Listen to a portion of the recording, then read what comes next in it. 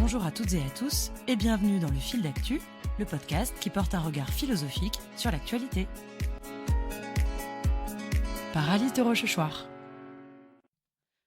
En septembre a eu lieu en France la première greffe du larynx, un organe situé dans la gorge qui abrite nos cordes vocales. 2 mois après cette opération de 27 heures et après beaucoup de rééducation, une patiente de 49 ans retrouve enfin la parole, après l'avoir perdue suite à une trachéotomie en 1996. Alors aujourd'hui, on va se pencher sur un sujet qu'on n'aborde pas tellement souvent, la voix. Qu'est-ce que la voix ? Chaque voix est unique, singulière. Alors, en quoi témoigne-t-elle de notre identité ? Dans cet épisode, on va parler vibration, identité et instruments de musique, pour faire une petite philosophie de la voix.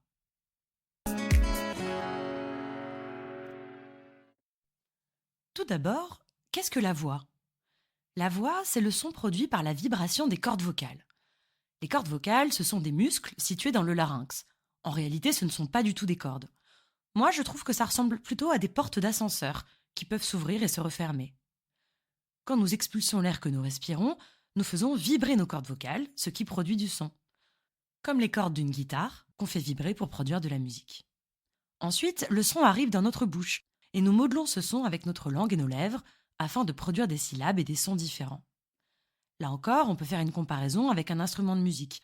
C'est comme les touches d'un saxophone. On souffle de l'air et en appuyant sur les différentes touches, on peut produire un son différent. Alors, qu'est-ce qui explique qu'on ait tous une voix différente ?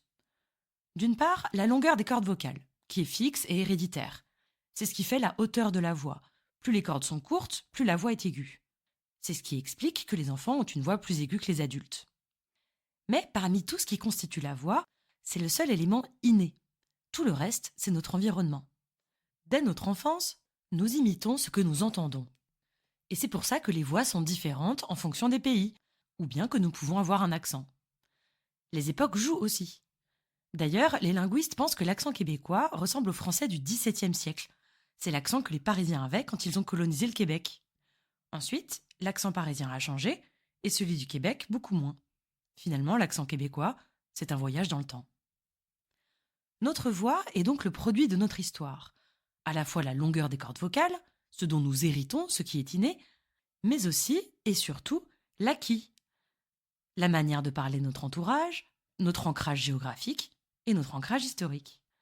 La voix, c'est bel et bien un résumé de tout ce que nous sommes. C'est le son de notre identité. La voix est donc intimement liée au concept d'identité, mais elle est aussi liée à la notion de sincérité. C'est ce que nous dit Jacques Derrida, un philosophe français mort en 2004, qui est l'un des rares philosophes à avoir beaucoup réfléchi sur la voix, car la voix, bizarrement, n'est pas vraiment un objet philosophique. Derrida identifie plusieurs caractéristiques de la voix. D'abord, la voix, c'est la sincérité. La voix dévoile nos émotions, notre état d'esprit.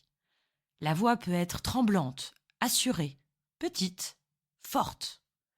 Elle nous trahit parfois. Non seulement notre origine, notre milieu social, mais aussi nos émotions. Vous avez sûrement déjà expérimenté la chose suivante. Vous demandez à un ami comment il va, il vous répond « je vais bien », mais au son de sa voix, vous sentez que quelque chose ne va pas. Tu es sûr que ça va ? Tu as une drôle de voix. Finalement, ici, la voix est plus sincère que la parole. La voix, c'est aussi le fugace, l'instant présent. Car tout ce qui est dit, c'est trop tard, on ne peut pas revenir en arrière. Contrairement à ce qu'on écrit, qu'on peut relire, éditer, raturer, réécrire 1 fois, 2 fois, 100 fois. La voix, la parole, on la lance et on ne peut pas la reprendre. Sauf dans le cas d'un podcast, évidemment. Mais c'est un privilège assez rare. Et l'on communique assez rarement par podcast, vous en conviendrez. La voix, c'est aussi l'ouverture aux autres. Déjà parce qu'on s'adapte à notre interlocuteur, au contexte d'énonciation. Entre chanter sous la douche, parler à ses amis et parler à son patron, on ne va pas parler de la même manière. La voix est donc contextuelle. Elle a toujours une intention, un vouloir dire qui nous met en contact avec les autres. La voix, c'est une interface entre nous et l'autre, entre l'intime et le social. C'est notre singularité qui s'ouvre au monde, à la proximité des autres. Et c'est d'ailleurs ce que dit l'expression « à portée de voix ». Mais la voix, nous dit Derrida, c'est aussi l'étrangeté. C'est le paradoxe de la voix. Elle nous est à la fois si familière et si étrangère. Vous l'avez sans doute remarqué, la plupart des gens ne supportent pas s'entendre parler. Car il y a toujours un décalage entre le son interne de la vibration, ce que nous entendons, et le son externe, ce que les gens entendent.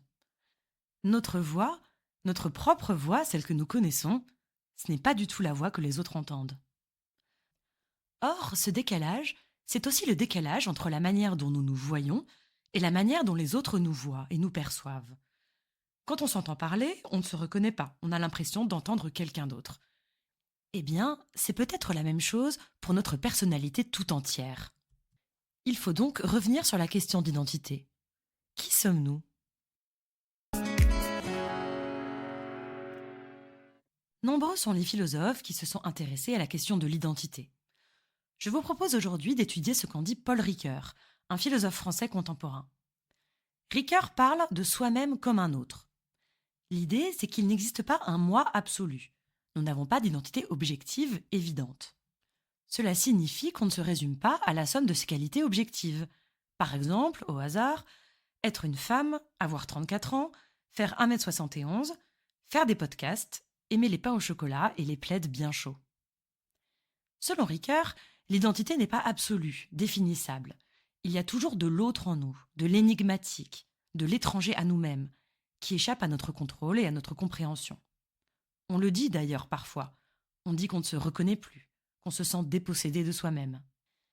C'est pour ça que nous sommes toujours en quête de qui nous sommes.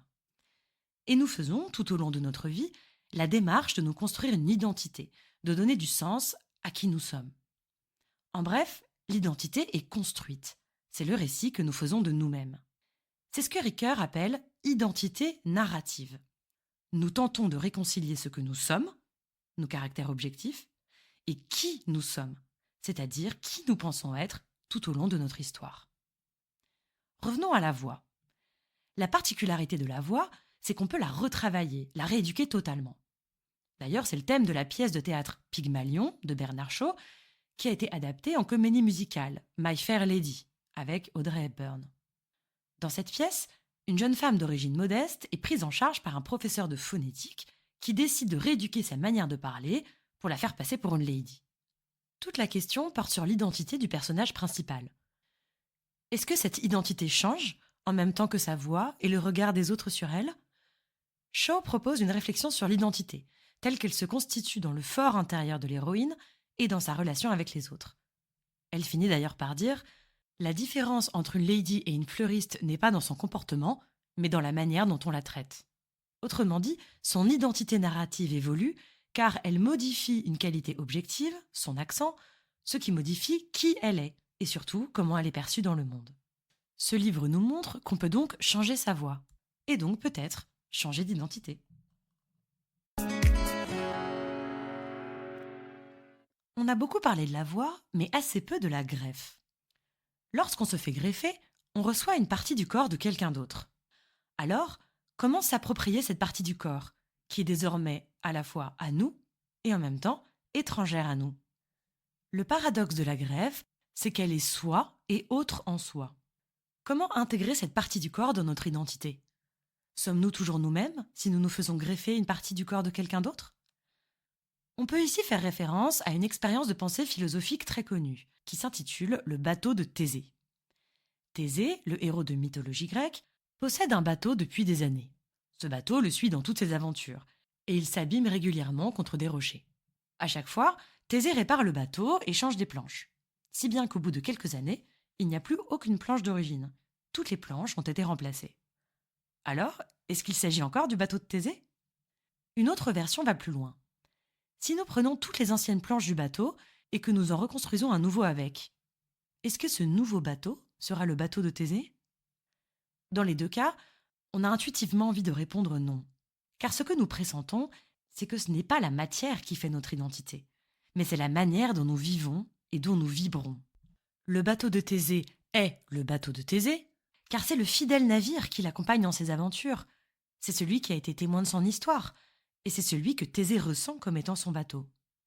Une greffe, c'est exactement la même chose. Les patients greffés s'approprient leur nouvel organe parce qu'il lui donne vie, qu'ils agissent avec, qu'ils l'intègrent progressivement à leur corps et à leur identité narrative, à leur récit d'eux-mêmes. Finalement, ils vivent le même paradoxe de l'identité que les gens qui n'ont pas vécu de greffe. Ce paradoxe, c'est d'être à la fois le même et à la fois un autre. Évidemment, l'échelle n'est pas la même, et loin de moi l'envie de minimiser la difficulté de l'expérience que vivent ces patients greffés. Je cherche simplement à montrer ici que surmonter une greffe revient à incorporer, littéralement, quelque chose à son identité, de la même manière qu'on incorpore ses bonheurs et ses traumatismes, ses joies et ses peines, ses expériences de vie, à son histoire et à son identité. Alors, la greffe du larynx ne fait pas exception. Ça n'est pas une greffe de voix, mais c'est une greffe de tissu. C'est ce qui explique que la patiente, qui arrive à reparler pour la première fois depuis presque 30 ans, dit « ma voix ». Mes enfants ne m'avaient jamais entendu parler, dit-elle. Et mon mari avait même oublié le son de ma voix. Ainsi, même si ce ne sont pas ses cordes vocales d'origine, et que la partie physique qui fait sa voix a changé, elle dit « ma voix ». Parce que la voix, c'est un souffle, une manière de parler, un accent, des inflexions, des expressions, une histoire, une vie. C'est comme jouer une mélodie sur un instrument de musique. Deux musiciens ne produiront pas du tout le même son, même avec le même instrument. Ce qui compte, c'est la manière de jouer, la manière de chanter, la manière de parler, et non pas l'instrument technique. La voix, ce n'est pas seulement le son produit par la vibration de l'air, c'est la vibration de notre vie et de notre histoire.